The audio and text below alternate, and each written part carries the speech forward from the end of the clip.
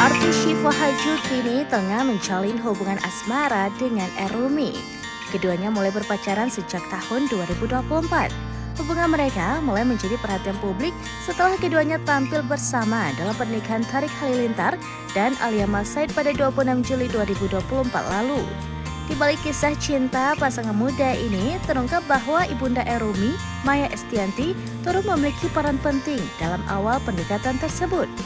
Maya diketahui sering diminta oleh Erumi untuk memasak berbagai hidangan yang kemudian dikirimkan kepada Syifa Haju. Hal ini terjadi saat Syifa sedang sibuk menjalani proses syuting sinetron setiap hari.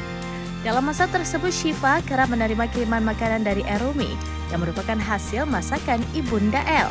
Kiriman itu menjadi perhatian tersendiri karena Syifa tidak lagi mengkonsumsi nasi kotak yang biasa disediakan oleh tim produksi sinetron.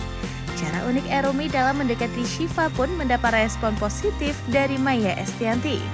Ia mengungkapkan kekagumannya terhadap perhatian sang putra yang memanfaatkan masakan rumah sebagai bentuk pendekatan kepada pujaan hatinya.